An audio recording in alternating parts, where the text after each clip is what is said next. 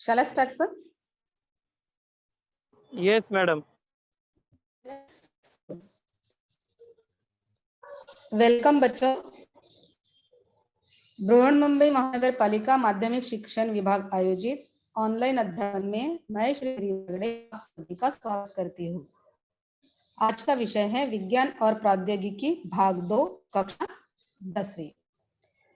बच्चों, एसएससी परीक्षा में विज्ञान और प्रौद्योगिकी भाग 2 यह पेपर 40 अंक का होता है, जो 2 घंटे के लिए होता है। 40 मार्क के पेपर में आपको 4 प्रश्न होते हैं। प्रश्न क्रमांक 1, प्रश्न क्रमांक 2, प्रश्न क्रमांक 3 और प्रश्न क्रमांक 4। प्रश्न क्रमांक 1 जो होता है वो 10 अंक का होता है। प्रश्न क्रमांक 2 जो होता है वह प्रश्न क्रमांक 1 जो होता है वह प्रश्न क्रमांक 1 अ और प्रश्न क्रमांक 1 ब में विभाजित होता है।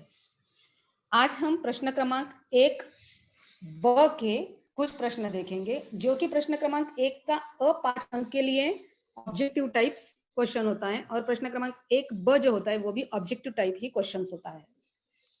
5 मार्क्स के लिए क्वेश्चन पूछे जाते हैं।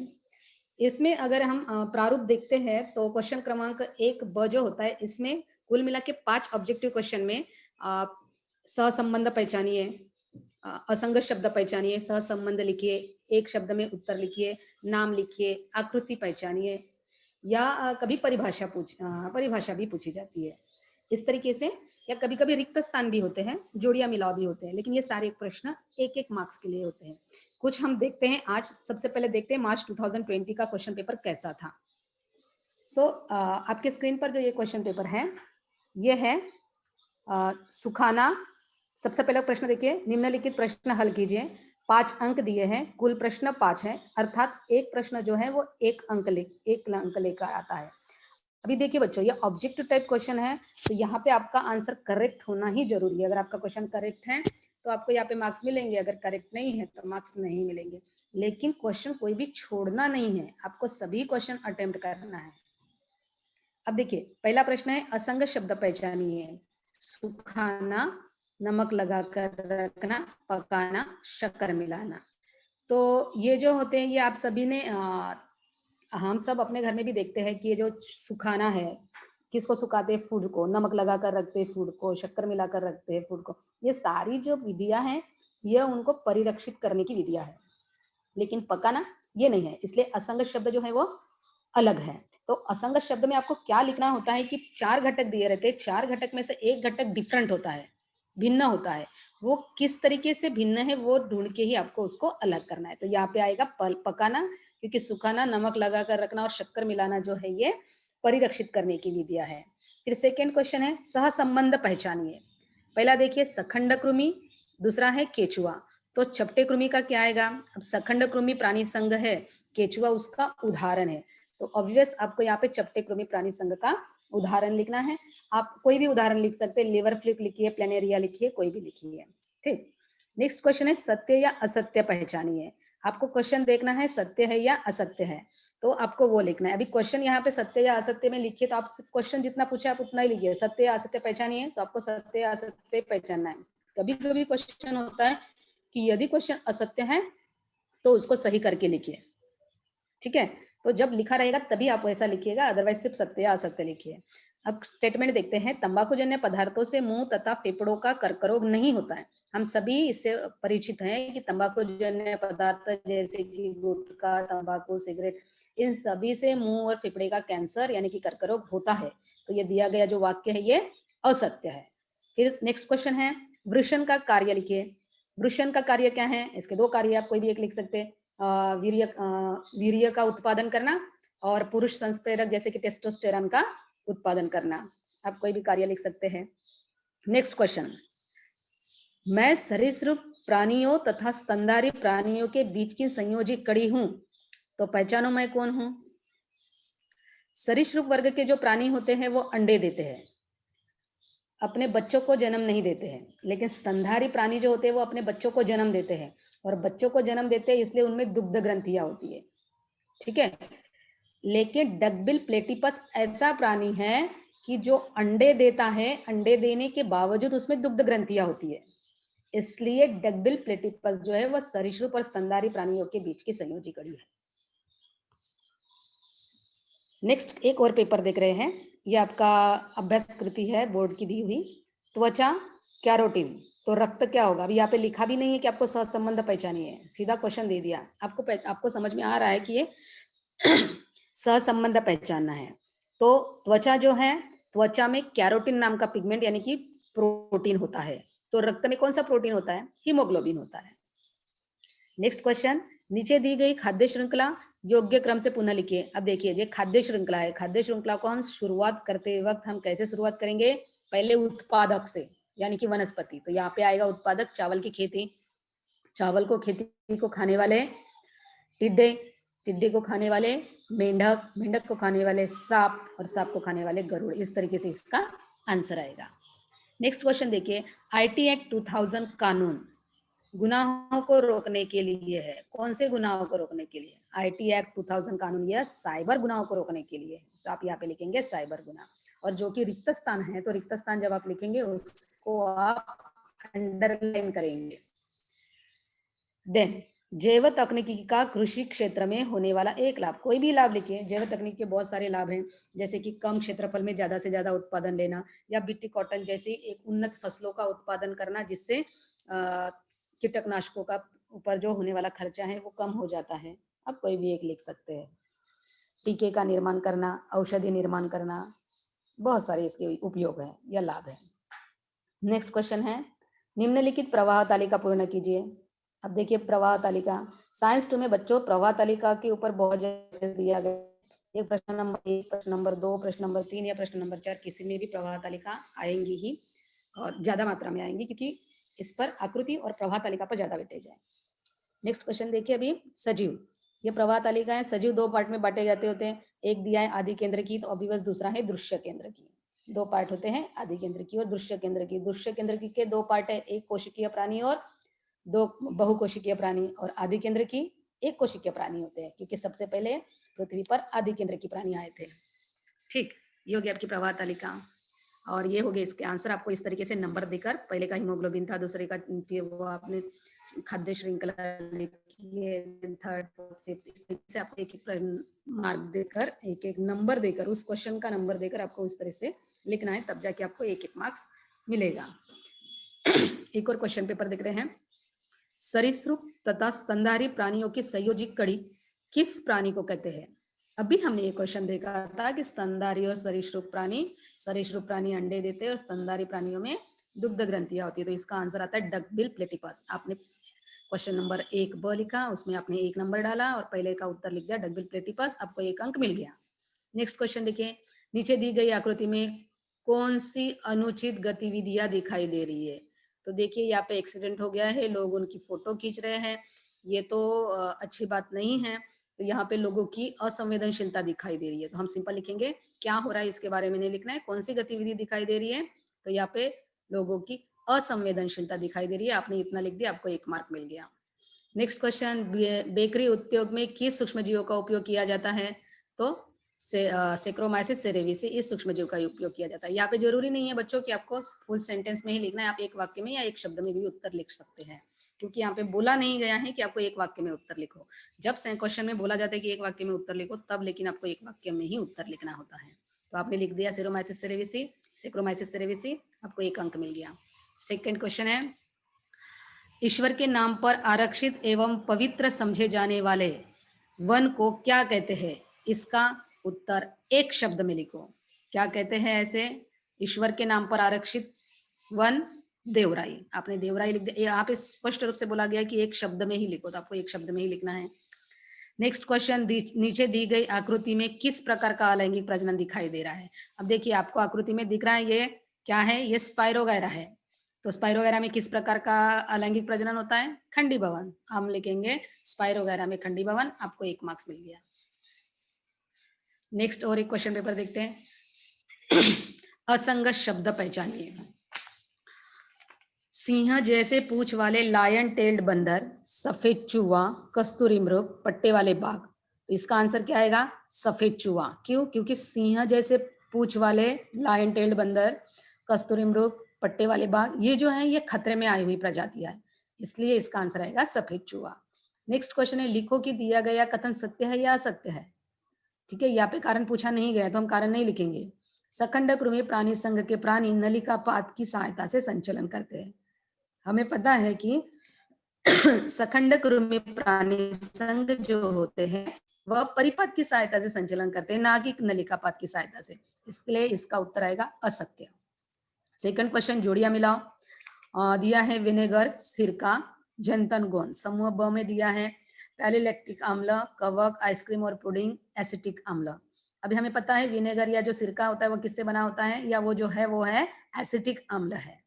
ठीक है, नेक्स्ट वन झंतन गोंद। झंतन गोंद का यूज हम आइसक्रीम और पुडिंग में करते हैं बच्चों, तो इसलिए इसके सामने हम लिखेंगे आइसक्रीम और पुडिंग। जब हम जोड़ियां मिलाओ का उत्तर लिखेंगे तो उसके सामने सामने आंसर लिखना है, क्रॉस नहीं करना है।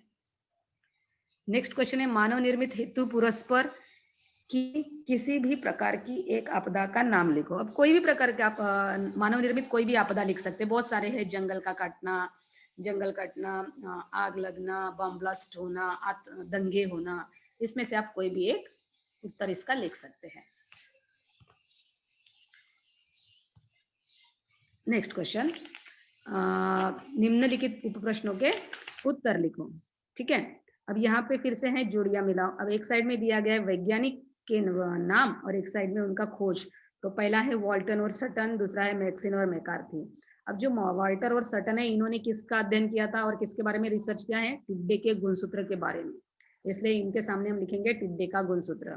फिर मैकलिन और मैकार्थी ने क्या बताया है, इन्होंने ये बताया है कि सभी सजीवों में डीएनए की जो आनुवांशिक सामग्री है वो डीएनए है, सभी सजीवों में डीएनए ही आनुवांशिक सामग्री है, ये इन्होंने बताया है, तो ये हम उसके सामने लिखेंगे। उसके बाद असंगत शब्द पहचानो, प्रोजेस्टेरॉन, एस्ट्रोजन, टेस्टोस्टेरॉन, इंसुलिन। अब इसमें से देखो, प्रोजेस्टेरॉन, एस्ट्रोजन और टेस्टोस्टेरॉन जो है ये वसा से बने, वसीय अम्ल से बने हुए हार्मोन्स है, जबकि इंसुलिन नहीं है, इसलिए इसका आंसर है इंसुलिन। बाकी तीनों जो है, अन्य तीनों जो है वो वसा से उत्पन्न हुए हार्मोन्स है। अगर कारण पूछा गया तो आपको कारण लिखना है, नहीं तो सिर्फ असंगत शब्द पहचानो बोला तो आपको सिर्फ असंगत शब्द इंसुलिन इतना ही लिख के छोड़ देना है। नेक्स्ट क्वेश्चन है, नीचे दी गई आकृति में दर्शाए गए प्राणी का नाम लिखो तथा इस आकृति में दर्शाई गई प्रक्रिया का नाम भी लिखो। अब जो ये आपको आकृति दिख रही है ये प्लेनेरिया की है। ठीक है बच्चों, उसके बाद प्रक्रिया, कौन सी प्रक्रिया है, तो आपको पता है कि जो प्लेनेरिया होता है वो अपने शरीर के, अगर उसके शरीर के कोई पार्ट टूट जाता है तो टूटे हुए पार्ट से वो अपनी पूरी बॉडी जनरेट कर सकता है, इसे कहते हैं पुनर्जन, रीजनरेशन। नेक्स्ट क्वेश्चन है, लिखो कि निम्नलिखित कथन सत्य है या असत्य है। बहते हुए पवन की स्थितिज ऊर्जा का विद्युत ऊर्जा में रूपांतरण करने वाले यंत्र को पवन चक्की कहते हैं। अब देखो, बहते हुए पानी की जो ऊर्जा होती है वह स्थितिज ऊर्जा नहीं होती है बच्चों। बहते हुए पवन में जो बहते हुए पवन की जो ऊर्जा होती है वह गतिज ऊर्जा होती है, बहते हुए पानी की जो ऊर्जा होती है वह गतिज ऊर्जा होती है, जबकि यहाँ पे लिखा है बहते हुए पवन की स्थितिज ऊर्जा, तो ये रॉन्ग सेंटेंस है, इसलिए हम यहाँ पे लिखेंगे असत्य। नेक्स्ट पेपर देखते हैं, जोड़ियां मिलाइए। यहाँ पे दिया है प्रथिन के नाम दिए हैं और शरीर के भाग दिया है, हीमोग्लोबिन और ऑक्सीन, और इधर में दिया है शरीर के भाग मांसपेशियां, त्वचा, हड्डी और रक्त। तो हमको यह पता होना चाहिए कि ये जो प्रोटीन है ये कहाँ होते हैं, हीमोग्लोबिन रक्त में होते हैं और ऑक्सीन जो होते हैं वह हड्डियों में होते हैं, तो हम लिखेंगे हीमोग्लोबिन के सामने रक्त और ऑक्सीन के सामने हड्डी। उसके बाद है असंगत पद पहचानो, गाजर, मूली, आलू और शकरकंद। अब देखिए ये चारों के चारों अंडरग्राउंड होते हैं, यानी जमीन के अंदर पाए जाते हैं, लेकिन गाजर, मूली और शकरकंद जो है ये रूट है, जड़ है, टैपरूट है। आलू जो है ये जड़ नहीं है, ये मॉडिफाइड स्टेम है, इसलिए इसका आंसर आएगा आलू। नेक्स्ट क्वेश्चन देखिए, निम्नलिखित प्रश्नों के उत्तर लिखिए। असंगत पद पहचानो, ट्राई कार्बोक्सिलिक आम्ल चक्र, साइट्रिक आम्ल चक्र, क्रेब चक्र, Embden Meyerhof Parnas pathway, that is EMP pathway. अब ट्राई कार्बोक्सिलिक चक्र को ही साइट्रिक आम्ल चक्र और उसी को ही क्रेब चक्र भी कहा जाता है, यानी तीनों के तीनों ये जो है ये पर्यायवाची शब्द है, इसलिए इसका असंगत शब्द आएगा एम्बेडन Meyerhof Parnas pathway. Next question है सहसंबंध पहचानो। पुटिका ग्रंथि संस्प्रेरक, डिंब कोशिका का विकास, क्योंकि पुटिका ग्रंथि जो संस्प्रेरक होता है उसकी वजह से क्या होता है, डिंब कोशिका का विकास होता है। तो आपको ये बताना है कि पिट पिंडकारी जो संस्प्रेरक है उसका क्या कार्य है। उसका कार्य होता है अंडोत्सर्ग, यानी ओवरी में अंडाशय से जो डिंब निर्माण होता है वो विकसित होने के बाद उसको वहां से बाहर निकालना। नेक्स्ट क्वेश्चन है निम्नलिखित प्राणियों के संगली को। अब देखो यहाँ पे ये 2 दिए आकृति और इसलिए इसके मार्क्स भी 2 है। ठीक है, पहला है तितली है। हम सब जानते हैं कि तितली पैर होते हैं, पैरों की जुड़ियां होती हैं, उनके पैर होते हैं वो जुड़े हुए होते हैं। तो ये कैरेक्टरिस्टिक संधिपात प्राणी संघ का है, इसलिए ये जो है संधिपात प्राणी संघ है। दूसरा है ऑक्टोपस है, इनकी सॉफ्ट त्वचा होती है ऊपर से और एक शेल के जैसा ये होता है, इसलिए ये आएगा मृदु कवचधारी प्राणी संघ। नेक्स्ट दिया गया कथन जो है वो सत्य है या असत्य है। स्टेटमेंट है राष्ट्रीय कोशिका संशोधन संस्थान दिल्ली में स्थित है तथा पुणे में इंस्टेंट संस्थान स्थित है। अब बच्चों राष्ट्रीय कोशिका संस्थान जो है वो दिल्ली में नहीं, वो पुणे में है, और इंस्टेंट संस्थान जो है वो पुणे में नहीं, वो बेंगलोर में है। तो ये आपका स्टेटमेंट जो है ये असत्य है। नेक्स्ट वन एक क्वेश्चन पेपर है, फिर सहसंबंध पहचानिए। तो प्राकृतिक चार्ल्स रॉबर्ट डार्विन बराबर है, प्राकृतिक चयन का सिद्धांत चार्ल्स रॉबर्ट डार्विन ने बताया है। तो उपरजित परिवर्तन के इन्होंने बताया है, आपको वो लिखना है, जीन बॉप्टिस्ट लेमार्क इन्होंने बताया है। नेक्स्ट क्वेश्चन निम्नलिखित आकृतियों में किस का प्रजनन दर्शाया गया है। पहली आकृति हाइड्रा की है, दूसरी आकृति स्पाइरोगायरा की है। हमने अभी देखा था स्पाइरा में खंडीभवन है और हाइड्रा में मुकुलन होता है। नेक्स्ट क्वेश्चन देखिए क्या लिखा है, लिखो कि निम्नलिखित कथन सत्य है या असत्य है।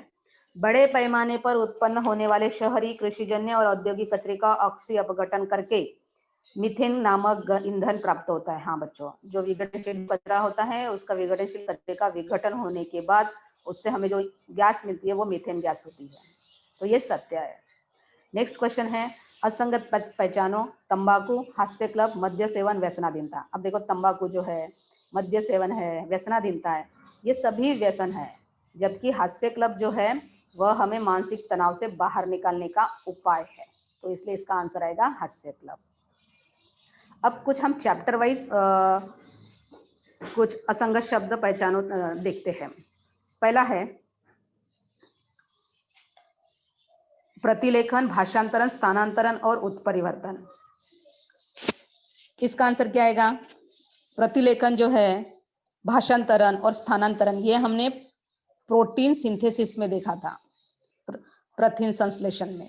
ये तीनों के तीनों जो है प्रथिन संश्लेषण की स्टेप्स है, जिसमें mRNA, tRNA, rRNA कार्य करता है। लेकिन उत्परिवर्तन क्या होता है, म्यूटेशन है।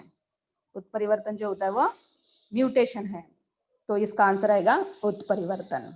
सेकेंड क्वेश्चन है हाथ की हड्डी, नाक की संरचना, नेत्रों की स्थिति, बाह्य कर्ण की संरचना। इसका आंसर क्या आएगा। देखिए नाक की संरचना है, आंखों की स्थिति है या बाह्य कर्ण, ये बाहर के शरीर के बाहर के पार्ट है, जबकि हाथ की हड्डी अगर देखना तो ये शरीर के इंटरनल पार्ट है। तो इसलिए क्या होगा, नाक की संरचना, नेत्र की स्थिति और बाह्य कर्ण की संरचना जो है ये उत्क्रांति के आकार की यानी बाह्य रूपिकीय प्रमाण है, इसलिए इसका आंसर आएगा हाथ की हड्डी। सेकेंड शिरविन्यास का पर्णवृंत आकार। अब जो है शिरविन्यास, वृत्तांत, पर्णवृंत और पत्तियों का आकार, ये बाह्य रूपीय प्रमाण है उत्क्रांति का, इसलिए इसका आंसर आएगा बीज का आकार। नेक्स्ट है मानवी हाथ, तिलचिट्टे का पंख, बिल्ली का अग्रपाद और वेल का अग्रपाद। तो यहाँ पे देखिए मानव हाथ जो है, बिल्ली का अग्रपाद है और वेल अग्रपाद है, ये जो है शरीर रचना के विज्ञान के प्रमाण है, इसलिए इसका आंसर आएगा तिलचिट्टे का पंख, क्योंकि ये शरीर रचना का प्रमाण नहीं है। नेक्स्ट देखते हैं, ये इंपॉर्टेंट है बच्चों। नेक्स्ट क्वेश्चन, नेक्स्ट देखते हैं प्रोजेस्टेरॉन, एस्ट्रोजन, टेस्टोस्टेरॉन, इंसुलिन। क्या आंसर आएगा इसका। इसका आंसर आएगा इंसुलिन। क्यों, अब भी हमने देखा था क्वेश्चन पेपर में कि बाकी जो तीनों हैं वो वसीय आम्ल से निर्मित हार्मोन्स है, actin, auxin, myosin, melanin. Melanin pigment के कलर के लिए होता है।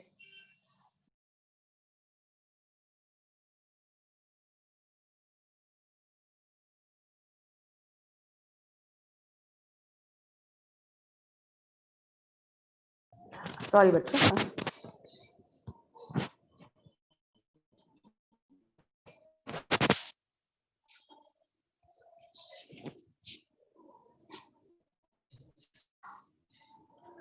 नेक्स्ट देखते हैं स्निग्ध पदार्थ, कार्बो, स्निग्धाम्ल और प्रथिन। इसका आंसर क्या आएगा? स्निग्धाम्ल। क्यों? क्योंकि स्निग्ध पदार्थ कार्बोज और प्रथिन ये जो है ये पोषण पदार्थ है, जबकि कार्बोज स्निग्धाम्ल ये पोषण पदार्थ नहीं है। ये स्निग्ध पदार्थ का विघटन होने के बाद स्निग्धाम्ल में कन्वर्ट होता है और फिर इससे एसिटिल को एंजाइम बन के फिर पूरी ऊर्जा का निर्माण होता है।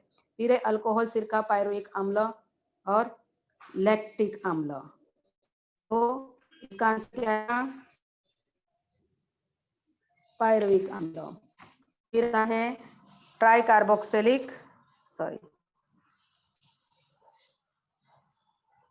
रक्त परिसंचरण, उत्सर्जन, संवेदन और प्रजनन। तो इसका आंसर आएगा प्रजनन।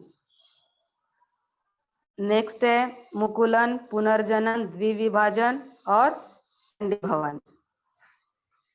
इसका आंसर आएगा मुकुलन, पुनर्जनन, द्विविभाजन। तो इसका आंसर है विभाजन। क्योंकि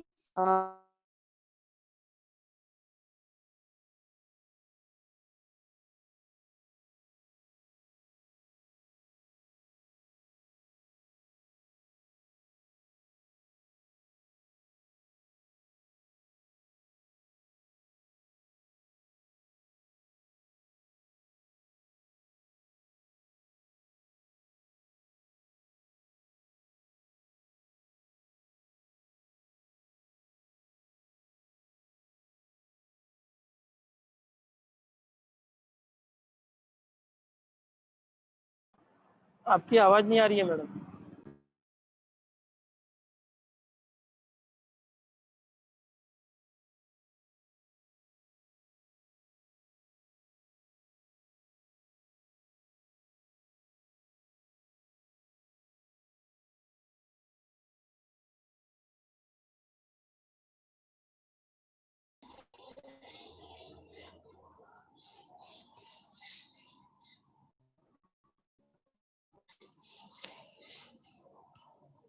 ओके, नेक्स्ट क्वेश्चन देखिए, सहसंबंध पहचानो।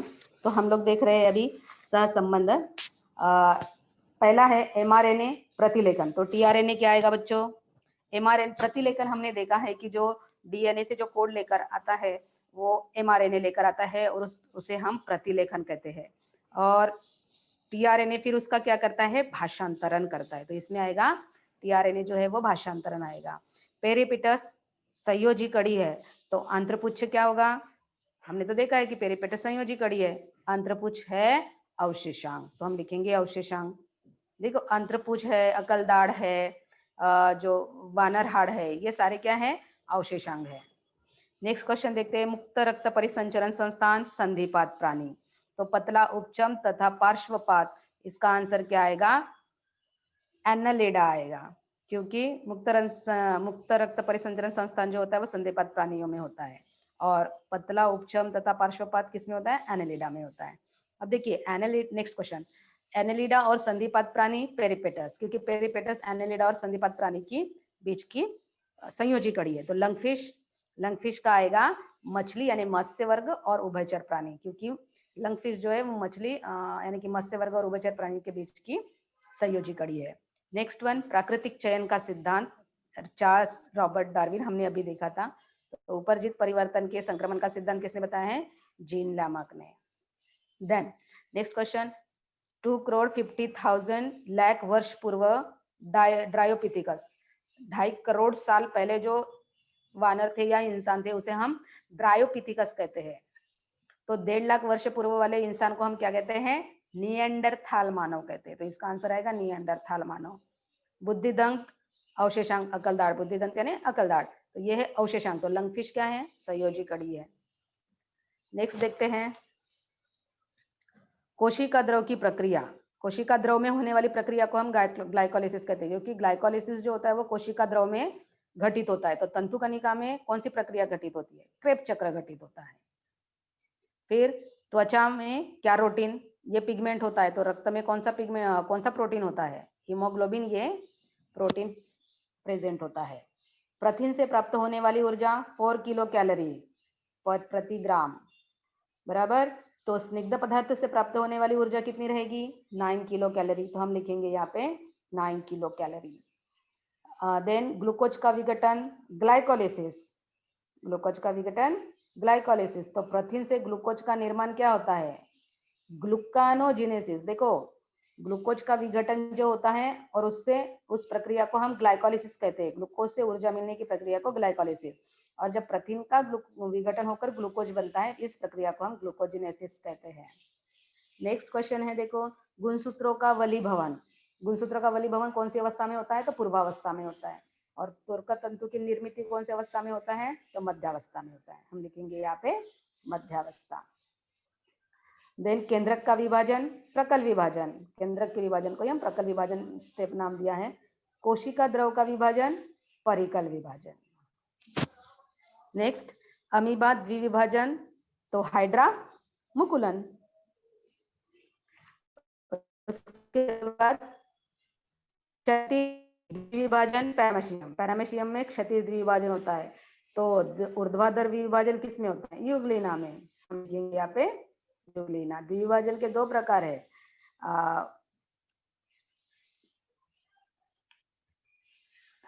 नेक्स्ट क्वेश्चन देखते हैं।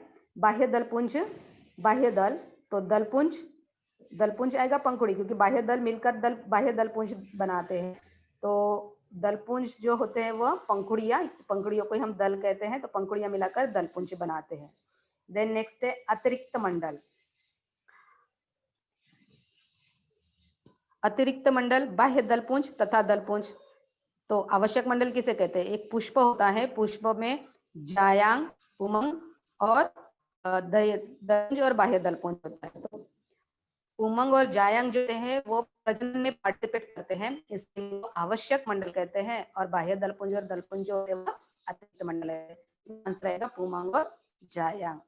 उभयलिंगी गुड़हल, गुड़हल का फ्लावर उभयलिंगी क्योंकि उसमें पुमंग और जायांग दोनों होते हैं। तो एक लिंगी कौन सा? पपीता। पेड़ अलग अलग होता है। पपीते के पेड़ को फल नहीं लगता है, आपने देखा होगा, क्योंकि उसमें स्त्री पेड़ और पुरुष पेड़ जो है नर पौधा वो अलग अलग होते हैं।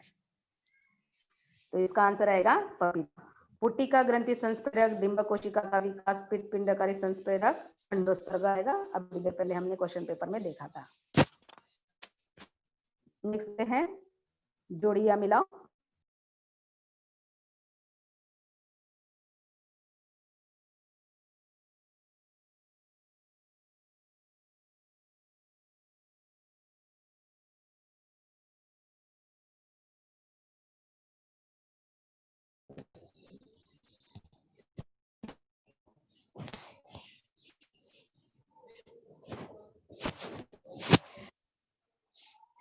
जॉन ग्रेगर मेंडल, तो जॉन और ह्यूगो द जॉन ग्रेगर मेंडल जो है, इन्होंने आधुनिक अनुवांश, इनको हम अनुवांशिक के प्रणेता कहते हैं, जॉन ग्रेगर मेंडल को। क्यों? क्योंकि इन्होंने मटर के पौधे पर बहुत सारे प्रयोग किए और उससे उन्होंने अनुवांशिकता के बहुत सारे सिद्धांत को बताया गया है, इसलिए इनको हम आधुनिक अनुवांशिकी के प्रणेता कहते हैं।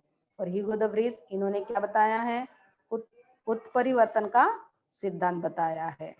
नेक्स्ट वाल्टन और सटन, हमने अभी देखा था कि वाल्टर और सटन जो है इन्होंने टिड्डे के गुणसूत्र का अध्ययन किया, तो इसके सामने आएगा टिड्डे का गुणसूत्र। और मैकलिन मैकार्थी ने क्या बताया है? हमने अभी देखा था कि इन्होंने बताया कि डीएनए ही अनुवांशिक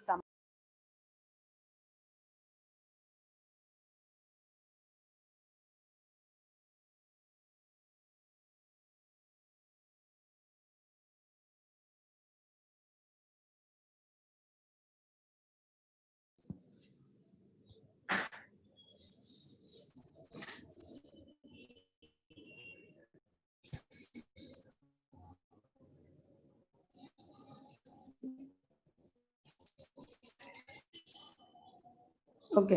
आकारिक प्रमाण जो है यह मानवीय हाथ, आकारिक प्रमाण और शरीर रचना विज्ञान का प्रमाण दिया है, और दूसरे साइड में उसके उदाहरण दिए हैं, हाथ तथा बिल्ली का पात और एवं चिन्ह, पत्ती का शिरविन्यास और आकार मानव तथा वानर का मस्तिष्क आएगा।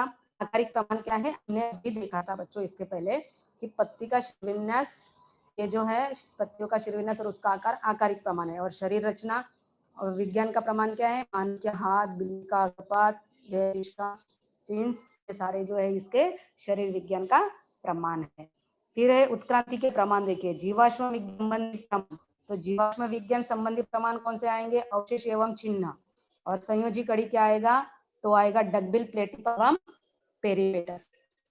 उसके बाद हीमोग्लोबिन और ऑक्सीन, ये भी हमने अभी देखा था थोड़ी देर पहले। उसके बाद देखिए केरोटीन और मायोसिन। तो केरोटीन जो है ये कहाँ पाया जाता है, त्वचा में पाया जाता है ये वाला प्रोटीन। और मायोसिन कहाँ पाया जाता है, तो मांसपेशियों में यानी कि स्नायुओं में पाया जाता है। उसके बाद देखिए प्रजनन के प्रकार। तो खंडी भवन जो है, खंडी भवन कहाँ होता है, हमने देखा था अभी स्पाइरोगैरा में खंडी भवन होता है, साथ में साइकॉन में भी खंडी भवन होता है। और आड़ा द्विविभाजन, अभी मैंने बताया था कि द्विविभाजन दो प्रकार के होते हैं, आड़ा द्विविभाजन और ऊर्ध्व द्विविभाजन, क्षैतिज द्विविभाजन, ऊर्ध्वभाजन। तो क्षैतिज द्विविभाजन किस में होता है, पैरामेशियम में होता है। फिर प्रजनन के प्रकार, शाकीय प्रजनन, मुकुलन। शाकीय प्रजनन क्या होता है, गुलाब में हम शाखा काटते हैं और गुलाब के जो प्रजनन इसी प्रकार से करते हैं, शाखाएं काटते हैं और जमीन में गाड़ देते हैं तो दूसरा वनस्पति हमें मिल जाता है। तो इसका उदाहरण है गुलाब। मुकुलन कहाँ होता है, तो किण्व में होता है। नेक्स्ट देखिए सभी भौतिक, रासायनिक और जैविक घटक एक साथ कहाँ होते हैं, पर्यावरण में।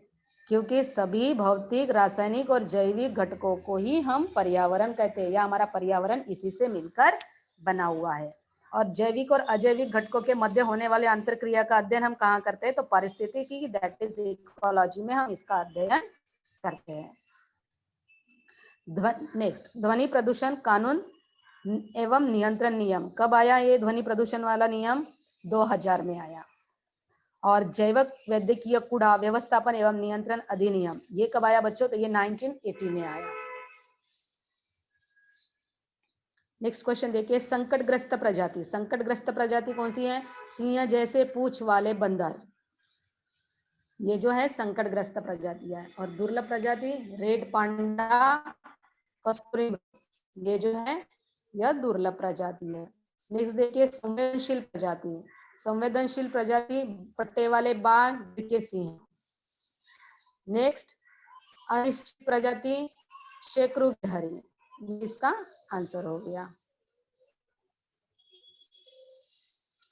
परमाणु ऊर्जा और प्राकृतिक गैस। परमाणु ऊर्जा का जो उससे कचरा निकलता है बच्चों, उसका निष्कर्षण कैसे किया जाए, ये एक बहुत बड़ी समस्या है। तो इसके सामने आएगा इसका उत्तर, कचरे का निष्कासन। प्राकृतिक गैस, प्राकृतिक गैस का भी एक प्रॉब्लम यह है कि वो भूगर्भ में बहुत सीमित मात्रा में, और ऐसा कि कंप्लीटली खत्म हो जाएगा, तो इसलिए इसका भूगर्भ में जो भंडार है वो सीमित है। फिर प्रदूषणकारी ऊर्जा, किस ऊर्जा से प्रदूषण होता है, ऊष्मीय ऊर्जा से, कोयले को जलाया जाता है उससे बहुत ज्यादा प्रदूषण होता है। और पर्यावरण स्नेही ऊर्जा कौन सी है, तो पवन ऊर्जा। पवन ऊर्जा जो है वो पर्यावरण स्नेही ऊर्जा है, तो इसके सामने हम उसका उत्तर लिखेंगे। अब देखते हैं सत्य और असत्य। फर्स्ट देखिए शरीर के उपयोगी अंग को विलुप्त होने में हजारों वर्ष लगते हैं। रॉन्ग है, उपयोगी अंग जो होते हैं वो विलुप्त होते ही नहीं है, जो अनुपयोगी अंग हैं वो विलुप्त होते हैं, इसलिए ये गलत है।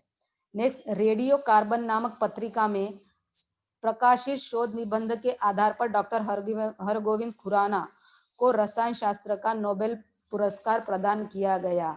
असत्य है बच्चों, क्योंकि रेडियो कार्बन नामक पत्रिका में जो प्रकाशित शोध निबंध हुआ था उसके आधार पर डॉक्टर हरगोविंद खुराना को नहीं, विलेड लिबी को रसायन शास्त्र का नोबेल पुरस्कार प्राप्त किया था।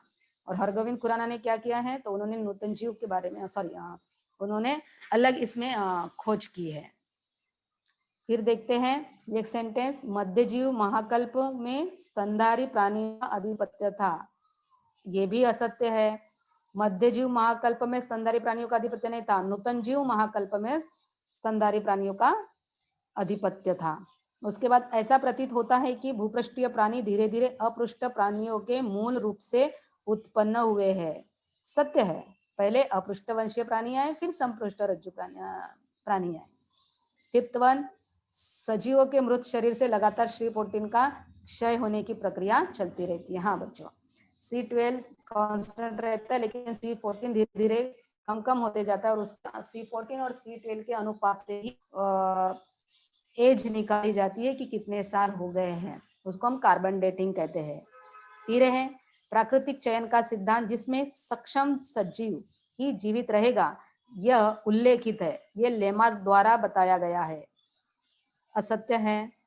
प्राकृतिक चयन का सिद्धांत किसने बताया? डार्विन ने बताया है। नेक्स्ट, शरीर स्तर पर होने वाले श्वसन में कोशिकाओं से ग्लूकोज का ऑक्सीकरण क्रमशः विभिन्न चरणों में होता है। तो ये क्या है? ये असत्य है। शरीर स्तर पर नहीं, यह कोशिका स्तर पर होने वाले श्वसन को हम ग्लूकोज का ऑक्सीकरण क्रमशः विभिन्न चरणों में होते रहता है। सेकेंड है, ऑक्सीश्वसन में ग्लूकोज का ऑक्सीकरण 3 सोपानों में होता है। सत्य है। थर्ड वन, ग्लूकोनोजिनोसिस प्रक्रिया को एम्बेडन मेयरहॉफ पार्नास पाथवे कहते हैं। रॉन्ग है। ग्लाइकोलिसिस प्रक्रिया को एम्बेडन मेयरहॉफ पार्नास पाथवे कहते हैं। नेक्स्ट है, ग्लूकोज के विघटन से निर्मित पायरुविक अम्ल के अणु एसिटिल कोएंजाइम ए के अणु में रूपांतरित होते हैं। सत्य है। ग्लूकोज के जो विघटन होता है उससे पायरुविक अम्ल निर्माण होता है, और उसको फिर एसिटिल कोएंजाइम में रूपांतरण होता है। फिर एसिटिल कोएंजाइम से ऊर्जा, पानी और कार्बन डाइऑक्साइड निर्मित होते हैं। फिफ्थ वन, आवश्यकता से अधिक सेवन किए गए प्रोटीन से प्राप्त किए गए एटीपी शरीर में संग्रहित नहीं किए जाते।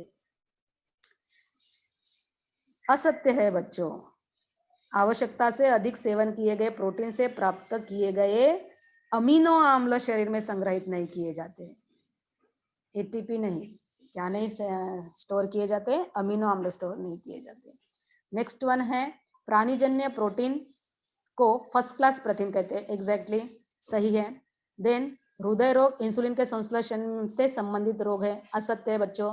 इंसुलिन संश्लेषण से संबंधित जो रोग है उसे हम मधुमेह कहते हैं, जिसको हम आम भाषा में शुगर की बीमारी कहते हैं। नेक्स्ट देखते हैं, जनुकीय पुनर्संयोग की उपस्थिति अनुपस्थिति अलैंगिक प्रजनन के लिए लाभदायक है, और जबकि अलैंगिक प्रजनन का तीव्र गति से होना अलैंगिक प्रजनन के लिए हानिकारक है। बिल्कुल उल्टा कहा गया है, इसका मतलब ये असत्य है बच्चों।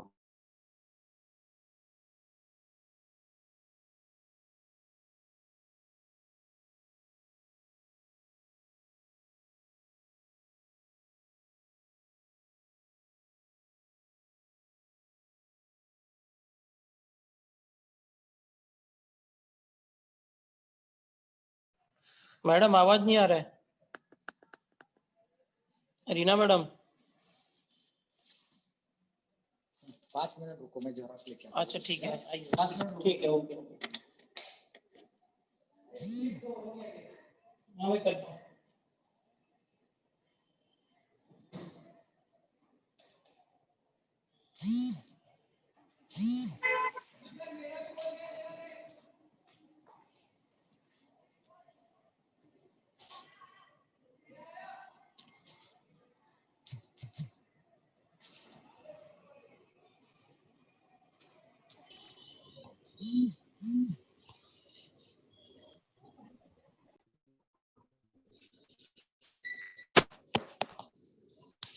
ओके, नेक्स्ट देखते हैं, केवल नाम लिखिए। तो उत्परिवर्तन के कारण होने वाले जनुकीय विकार, उत्परिवर्तन के कारण होने वाले जनुकीय विकार कौन से हैं? सिकल सेल एनीमिया, ये बीमारी जो है ये जनुकीय विकार है। ऐसे बहुत सारे जनुकीय विकार है बच्चों, आप कोई भी जनुकीय विकार लिख सकते हैं। फिर है मानव में अवशेषांक, आंत्रपुच्छ, पूंछ की हड्डी, बुद्धिदंत जिसको हम अकलदाढ़ कहते हैं। फिर वानर हार्ट जो है, आप कोई भी एक कारण लिख सकते हैं। फिर संयोजी कड़ी भी हमने देखा था, पेरिपेटस, डकबिल प्लेटिपस, लंगफिश, कोई भी एक लिखिए, एक ही लिखना है वहां पे आपको। नेक्स्ट देखिए, कोशिका श्वसन में सहायता करने वाले सहप्रकिण्व। कोशिका श्वसन में कौन से प्रकिण्व सहायक करते हैं? तो NADH2, FADH2 ये जो होते हैं ये कोशिका श्वसन में सहायता करते हैं।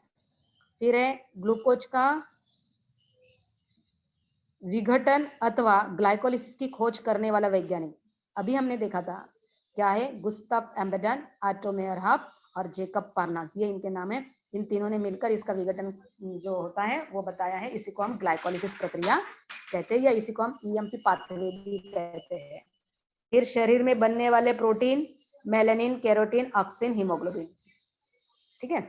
नेक्स्ट क्वेश्चन, वसा आम्ल अथवा स्निग्ध आम्ल से संश्लेषित होने वाले संप्रेरक।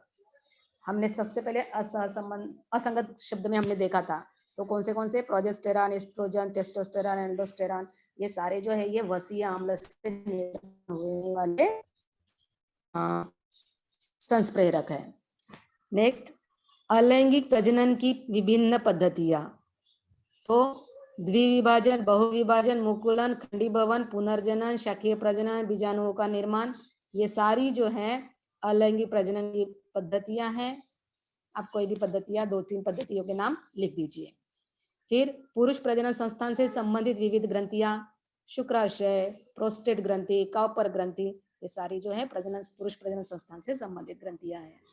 फिर स्त्री प्रजनन संस्थान के अंडाशय से स्रवित होने वाले संप्रेरक एस्ट्रोजन और प्रोजेस्टेरॉन, वही है बच्चों, आपको दोनों लिखना है। फिर प्रजनन संबंधी आधुनिक तकनीक, कौन से आधुनिक तकनीक का यूज किया जाता है? IVF, that is in vitro fertilisation, स्थापन मातृत्व, वीर्य बैंक, ये सारे आधुनिक तकनीक है। उसके बाद नेक्स्ट क्वेश्चन देखिए, अजैविक घटक लिखिए। अजैविक घटक कौन से? हाइड्रोजन, ऑक्सीजन, मिट्टी, पानी, कार्बन, खनिज इत्यादि। उसके बाद जैविक घटक, विभिन्न वनस्पतियां, प्राणी, सूक्ष्मजीव, ये सारे जैविक घटक हो गए। उसके पर्यावरणीय प्रदूषण निर्माण करने वाले घटक लिखिए, ये क्वेश्चन इंपॉर्टेंट है। औद्योगिकरण, जंगल कटाई, प्राकृतिक संसाधनों का सीमित उपयोग, असीमित उपयोग, अनियोजित शहरीकरण, ये सारे, बढ़ती हुई जनसंख्या, ये सारे जो है ये पर्यावरणीय प्रदूषण निर्माण करने वाले घटक हैं। फिर है जैव विविधता के विभिन्न स्तर। जैव विविधता के विभिन्न स्तर कौन से?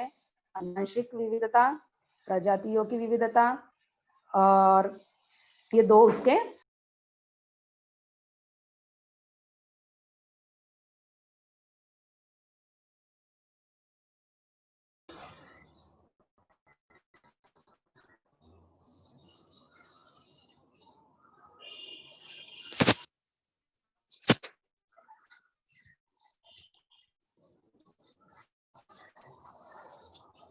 ओके। उसके बाद ऊर्जा के विभिन्न स्वरूप। ऊर्जा के विभिन्न स्वरूप कौन से?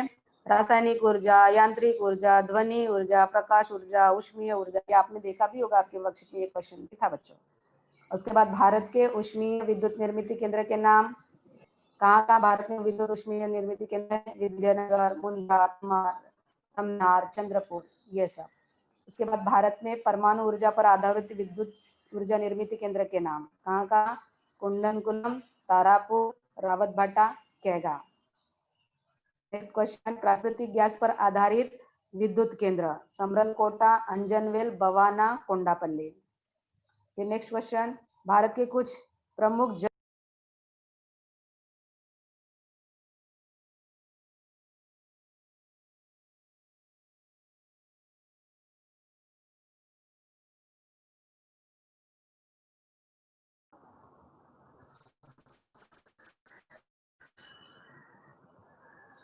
ओके बच्चों, यहाँ पे जितने इम्पोर्टेंट क्वेश्चन थे मैंने सारे ले लिए हैं। अगर किसी को कोई क्वेरी है तो आप मुझे पूछ सकते हैं। किसी को कोई प्रश्न है तो पूछो बेटा, किसी को कोई प्रश्न हो तो पूछो।